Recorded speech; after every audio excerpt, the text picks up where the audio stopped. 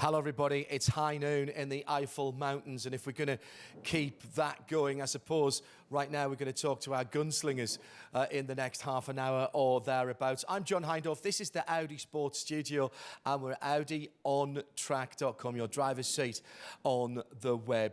You know, Audi have got a relatively short amount of time in competitive history in the 50 years of this race, only coming to it as a works outfit in 2009, but already they have cranked up 5 victories. Let's remind ourselves of how they came.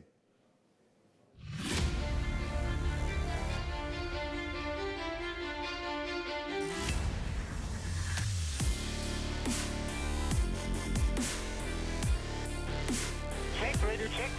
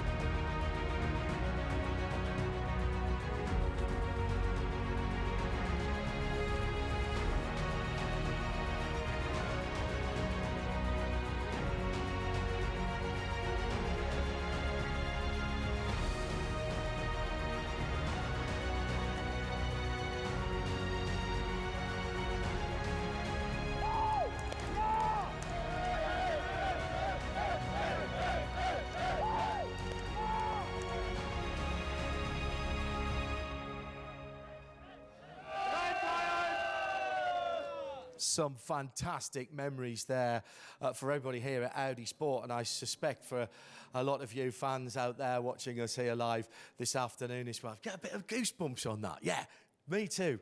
Absolutely wonderful stuff. 5 great victories, and we have 7 teams here, split between 3 Audi Sport entered teams and 4 customer Audi Sport customer racing teams, trying to make that a 6th win this year. Let's take a look at the Audi Sport teams first, and first, the number 1 car. Fred Vervisch, Dries van Tor, Frank Stippler, all alongside Nico Muller for Audi Sport Team Phoenix. And Nico is with us in the Audi Sport studio now. Nico, welcome along. How are you feeling, sir? Thank you, John. Yeah, cool to be here finally again. After missing out on last year's edition, I'm super pumped to be back here for the 24 hours of the Nürburgring, and to team up, with those guys on the number 1 car is an absolute honor, and we're looking forward to go for it. Got a lot of wins in that car between the drivers, but I guess that doesn't mean anything at this point. Everybody starts from 0. Exactly. Every year this race awaits with new challenges. This year it's going to be a special edition. Not having the fans around the track will feel different inside the car. It will be darker than usual, not only because the night is longer, but also because we'll miss out on all the barbecues and fireworks around the circuit. So that will take a bit of getting used to. But we still hope to deliver the show to the homes of our fans via this platform, especially. I think it's a great thing that Audi has put up on wheels, and super cool to hopefully make sure that everybody's enjoying this race as much as possible. You made the point there about how dark it is. Night practice last night, I was watching, first of all, from here, and then later on, I watched from the balcony across the road in the hotel. I can't remember it being that dark before. Michael Bache has come in on Facebook to ask this question. What are you finding different? Is it more difficult to find your breaking points, to even recognise sometimes where you are on the track because there's so little light and so few fans around? Well, it did take a bit of getting used to, but you know, all in all, darkness is darkness, no matter how dark it is. But yeah, it is a bit different, but it's the same for everyone in the end. We just have to make sure we get used to the conditions as quickly as possible. Yesterday was especially dark because we had a lot of cloud coverage and some drizzle as well, which might be exactly what we'll be facing during the 24-hour race as well. So it will be a challenging one for all of us, and we just have to make sure, you know, we make as little mistakes as possible, keep it between the white lines, and go as fast as we can. But you say that as if it's an easy thing. Even on platform games, consoles, iRacing, any of the simulators, just being able to do one lap without falling off is difficult enough, and that's when you're by yourself. There's, all right, fewer cars this year, but still getting on for 100 cars out there. So that it's still going to be the same sort of challenges every year? Yeah, it's very similar, but also a bit different in some respect. I mean, I was talking to Frank Stippler, one of my teammates yesterday, probably the most experienced guy, an absolute legend around this place.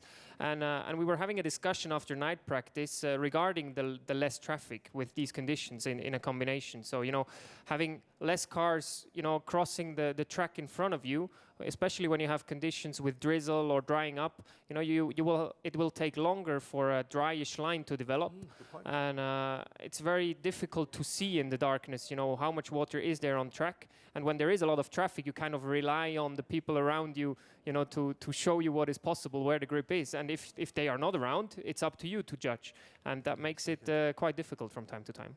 Just another thing to put into the challenge of the Nürburgring Nordschleife. Before I let you go, this has come in from Switzerland. You've got a lot of fans, of course, in your home country, from Ponticelli in Switzerland. And this has come in via Instagram. Nico, he would like to know, what is your favourite section of track here at the Nürburgring Nordschleife? The one to the flag, I would think, and particularly if you know him in first position. I don't think that's what he means. If there's a spot there that you could sort of say, yeah, this is where I'm good. Well, there's quite many beautiful spots. You know, this track has so much flow. It's incomparable to all the rest out in this world. I think it's an amazing place. But the section I enjoy most is probably right after Carousel, when you go through Hohe Acht, Wippermann, you know, this very quick section where you have to take some curb if you want to be really quick, and the car is jumping around on the edge. That's really exciting and super enjoyable, especially in the Audi R8 LMS, you know, which is normally very, very good in these sections. So that's where we hopefully can make up time and make the difference towards the competition.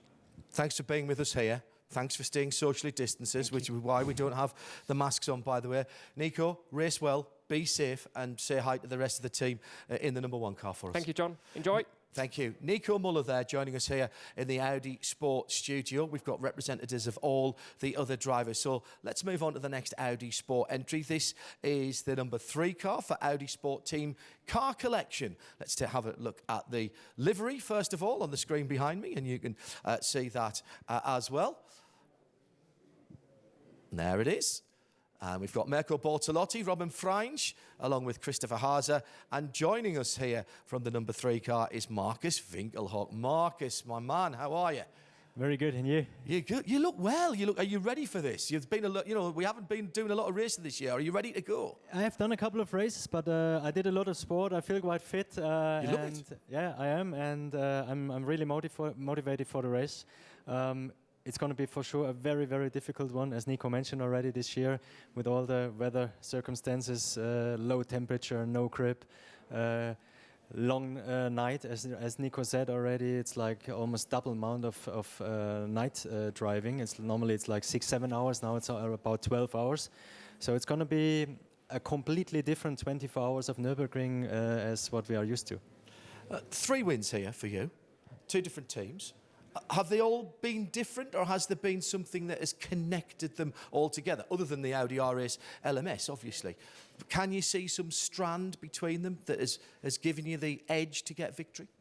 No, I've won it twice with Team Phoenix and once with Team Land.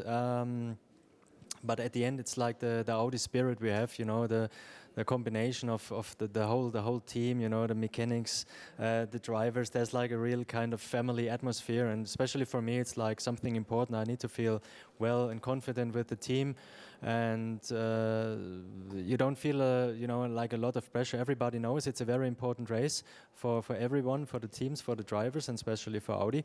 But there's not so much pressure, you know, from the background. Everybody knows or probably it's one of the most difficult races all over the world. And I had a discussion yesterday with my teammates. I said, under these conditions, everyone knows how difficult it is, and I know that everyone can easily lose the car at night in wet conditions. And if somebody is going to crash, what we don't want to have.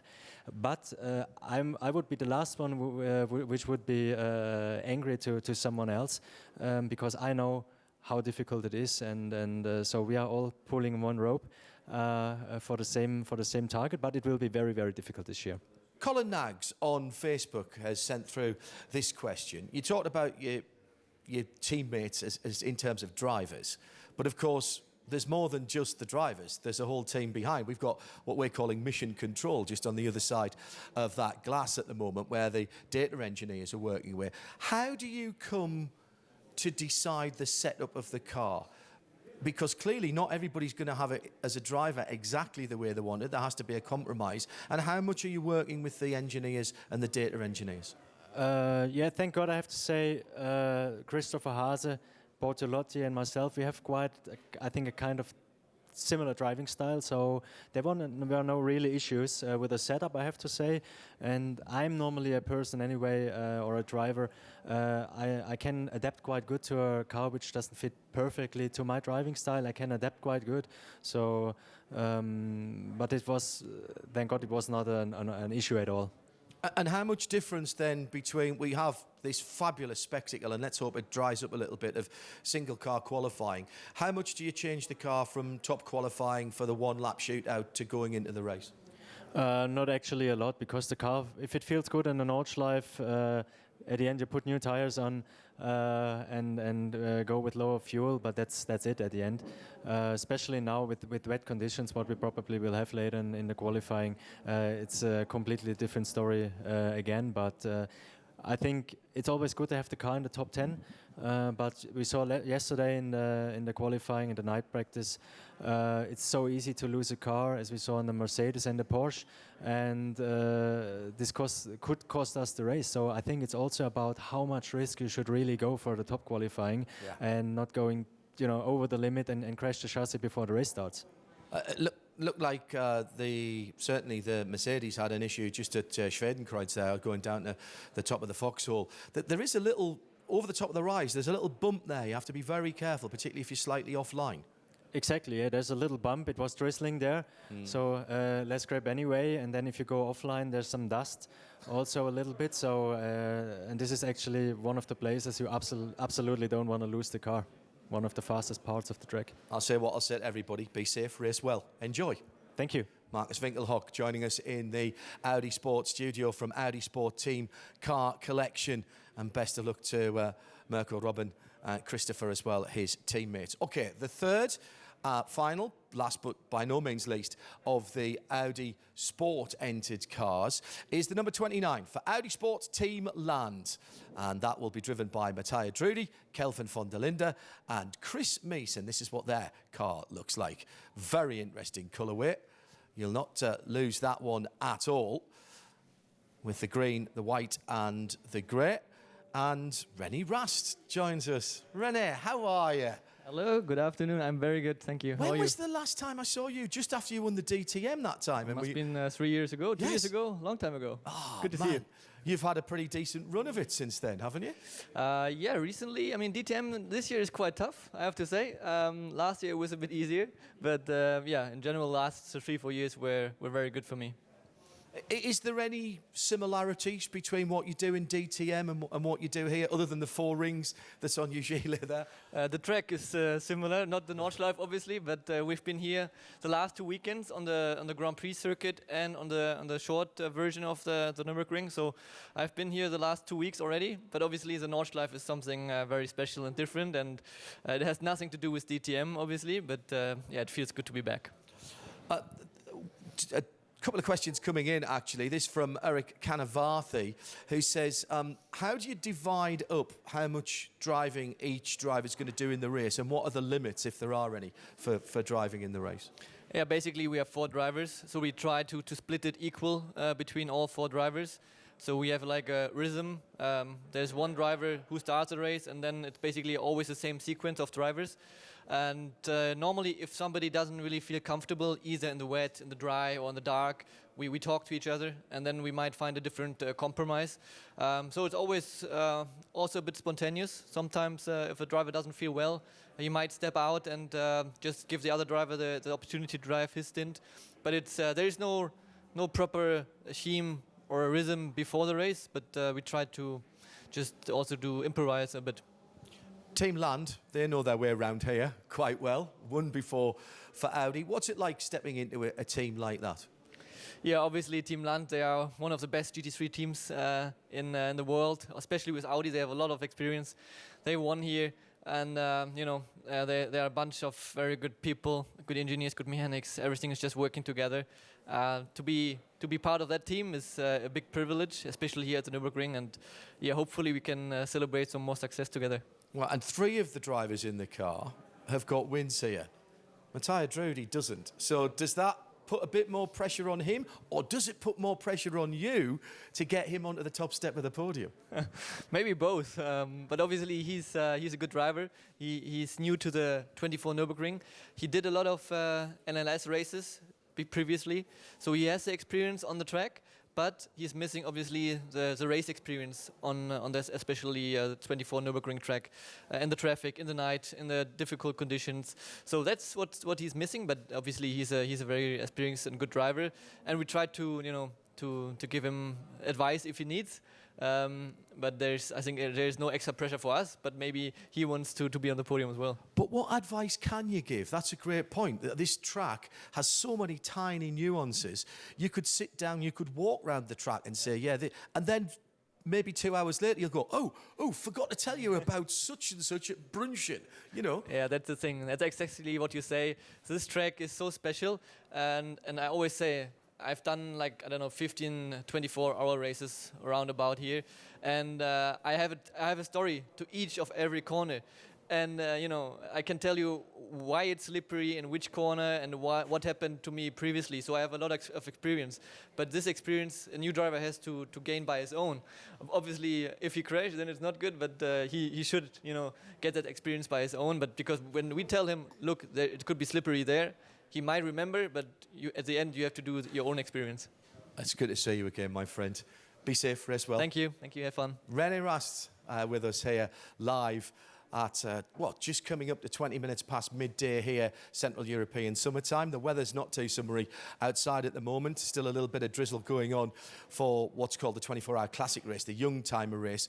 And I know that many of you who are watching know how much I love this race, but we have got it on a screen over here so that I can watch what's going around as well. But we can now move on to our Audi Sport customer teams. Let's start with the car that was fastest in qualifying 2 last night. This is the number 5 from Phoenix Racing, and this is the blue car. Oh no, it's the yellow car with Michele Beretta, Gilles Goulon, Kim-Louis Schramm and Frank Stippler, who is joining us now. Frank, thanks for taking some time out. I know how busy this week can be.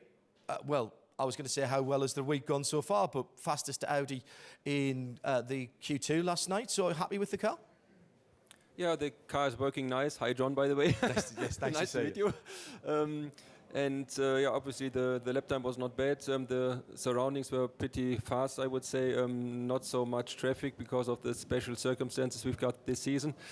And on top of that, we had some very grippy and good rubber on the track conditions. on top of that, we've got some cold air, so it was pretty fast overall, and the lap time was therefore nice. We've been asking for viewers to send in some questions via the Audi On Track portal, and this has come in from Kev on Instagram. In your opinion, Frank, what is the scariest or the most difficult part of the track? And don't say all of the Nordschleife, because you could easily say that, couldn't you? Yeah, but that's the fact. I mean, there are a couple of slippery areas, but you can have a lot of laps, but nevertheless the Nordschleife can bite you in every corner more or less because there are so many different tarmacs around the track. Maybe it's part-time it's changing 3 times one corner, so you've got different tarmac conditions on the turn-in, changing to another one on the apex, and a third one around the exit area. So for sure, we need everybody who wants to finish first, and later on, maybe with a good result, needs to have a good luck as well. And of course, next time you come to that same corner, it'll have changed, because that was 8.5 minutes ago. I was talking about the Classic earlier on. I know you're watching the Classic because your dad and Eve are in the race. Do you know how they're doing? The latest news 10 minutes ago were that they were still running, so this is the main target. If they finish and they enjoyed the race, I'm more than happy, and yeah, it looks like they are still running, so I'm pleased until now. I'm very envious that this is the race that I've always wanted to do here. Will you please pass on my best to Eve? You know, I've worked with her in the past, haven't seen her for too long because of circumstances. You have a good race. I do. Thank you. Thank you. Cheers, Frank. Frank Stippler joining us, representing the number 5, the Phoenix racing car. We'll move on to another car that you should be able to spot fairly easily out on the Nürburgring Nordschleife. The Audi customer racing entry for Car Collection Motorsport. This is the number 7 car. And in this car, the 4-driver lineup is Milan Donci, Miro Konopka, Mike David Ortman, and Patrick Niederheiser, who joins us now, immaculately turned out in his Car Collection Motorsport fleece. Patrick, welcome along to the Audi Sports studio. How has your week gone so far? Yeah, actually pretty decent so far. Obviously, as there has not been much running yet. Generally, qualifying was all right. We just tried to focus ourselves for the race, just to try to get the best race setup before the green flag starts on Saturday. We have had a gentleman in the car to really point out the focus on him firstly, and just to get the best preparation for tomorrow. And how are you going to divide up the driving between you guys? Is Miro still allowed to drive in your car? Because I know there's been a bit of an issue. Yeah, I also just received the info now. It's breaking news. It's pretty new. So, apparently he won't be allowed to drive, as far as I know for the moment. So it's going to be just the 3 of us for the race. Right, so all of those carefully made plans and the Excel spreadsheets, they're all being rewritten even as we speak, are they? Yeah, probably. I mean, it's going to be a big challenge for us, of course, even bigger now, as it's the 3 of us. But I think the team is doing a great job anyway. It's not going to be that difficult to replan everything. Obviously, it's going to be a new situation, but I'm sure the team will handle it well. And I'll ask you this quickly from one of the fans. That this is Envision, who've sent this in physically and mentally, and this is perfect for you given the situation. How do you prepare for it, and what do you feel like afterwards? It's going to be even harder for you this year. Is there a way that you can prepare for it, or do you just have to accept that it's going to be hard? I think the preparation starts already really, really early, not like 2 days ago. I think for us racing drivers, we normally prepare during the winter to really get physically fit and so on. So I feel ready and prepared for it, for the big challenge. And all the rest, I mean, it's really, you need to just focus on your nutrition already 2-3 days before the event. Eat very healthy, eat good stuff, drink enough. So that your body already is kind of preserved and ready to go for those 24 hours. So, but I feel ready. Yeah. Definitely. Pass on our best, won't you, to everybody in the red number 7 car. We wish you all the best. Bit of a harder challenge for you. Patrick Niederhauser, Thank you very who's much. joining us. Thank you. From Car Collection Motorsport number 7. Move on now to the number 11. This is the Iron Force Racing Audi R8 LMS GT3. And this runs in the Pro-Am category for Elia Earhart, Simon Reicher, Jan-Erik Schluten, and my old mate Pierre Kaffer joins. I'm getting really lucky today because I'm being joined by lots of people that I've known for a wee while. Hello, Pierre. Hey, John. How are you? I'm all right, sir. I'm all right. So, Pro-Am. Tell me a little bit about Pro-Am, and more importantly, tell the viewers about Pro-Am. How does that work? Because clearly you're the pro. Yes, I think there's an average of drivers, so the category. I'm the, as you said, the pro driver. Elia is the bronze, and Jan Erik is bronze, and Simon Reicher is silver. And all three, except from Jan, are the first time here on the Nordschleife. And Jan last time was, I think, 2 years ago. So it was for me a challenge to bring them up on speed and to teach them in the pre-races in the VLN. So far, I think it's not so bad. Everyone likes the car, everyone likes the track, but unfortunately now the rain is coming and nobody has done some rain laps. Oh. So that's going to be a real voyage of discovery. How do you start then? What's the first thing you would say to somebody who is coming into a team like Iron Force to do their first Nürburgring race? Because you have to, as you say, you have to get your Nürburgring permit. You can't just turn up anymore. So what's the first and most, in your view, most important piece of advice? Well, I mean, standard is that everyone is training on a simulator to know where's left and right. Then we had quite some issues about the corner names. You know, when you talk about the Nordschleife, you're not talking about corner 10 to corner 11. You talk about Brünnchen or Eiskurve or Wippermann. That was quite a confusion in the beginning. Once that was solved, and they have driven a couple of laps, stints, one race, then we are looking in deeper into the lap times, and obviously here it's a lot of track knowledge. And I give them, or I help them everything what I can with my knowledge about here of the Nordschleife. It's my home circuit. I'm grown up here 20 minutes, and I'm really looking forward now to this race this weekend. And even there's no spectator, I think everyone is following us here on the live stream. So it's nice that we bring now the race to the spectators at home. Just had this come in for you, Pierre, from Milan Evers. And you're the perfect person to ask this because of your knowledge of this race and this track. For you, what's the hardest part of the 24 hours? The hardest part here, I think it's obviously in the night, when it's raining, when it's cold. Then you have no grip. No sleep. Yes, you have no sleep. And this year, I think the night is even longer than normal. I think that will be a hard period, especially 2, 3, 4, 5 o'clock in the morning. Yes, it's always when you feel the worst. I know that even when I'm sitting talking about the race. I couldn't even imagine doing what you do. What's the aim? Sometimes it's dangerous to set a goal, particularly with an inexperienced team. Is it just to get to the end and keep the car in one piece? First of all,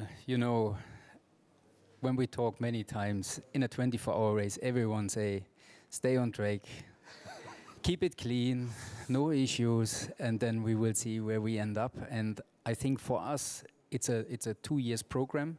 So for us, it's important to keep the car on the track. Doesn't matter which lap time we achieve, to be just safe. And in the end, we would like to fight for a front position in the Pro-Am category. But as you know, you always need a bit of luck on your side. And as we say, this race here picks the winner, yes, the overall winner, and also always in the category. And I think with such great cars here on track, and I'm really proud to be in my Audi and R8, and especially to win last year and come back now, have a program to teach other people. It's great, in my opinion. I love the fact that you're sharing the knowledge, Pierre. That's really good. It's like paying it forward, isn't it? Thank you. Good luck. race well and be safe. Thank you very much.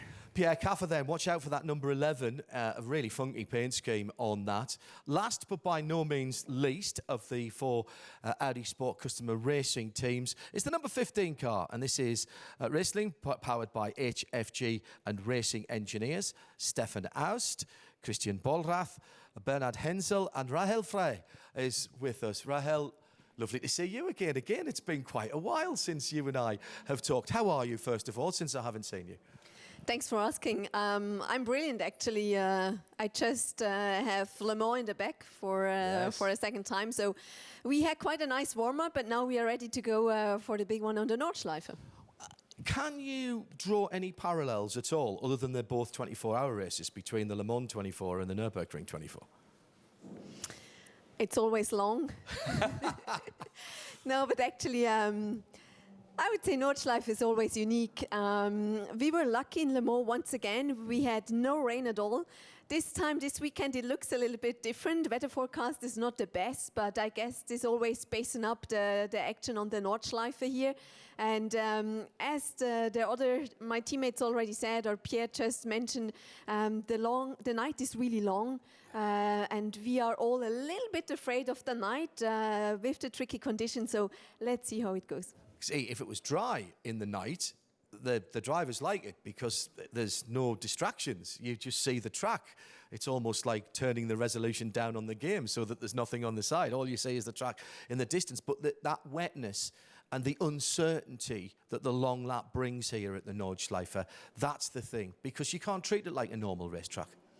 No, absolutely not. And if there is an accident, you can't really see what's going on, if there's still debris on track, if there is oil on track. This makes it really, really difficult. There is always a higher risk, unfortunately, to incidents. But yeah, this is just an extra challenge, and we are all here to face the challenger. And as you are the third of three Swiss drivers who have been part of our virtual Meet the Teams here, my mother-in-law, sadly no longer with us, would absolutely kill me if I didn't say Hop Suisse for the weekend. Thanks very much. Yes, I fully go with that. Thank you. Thanks, Rahel.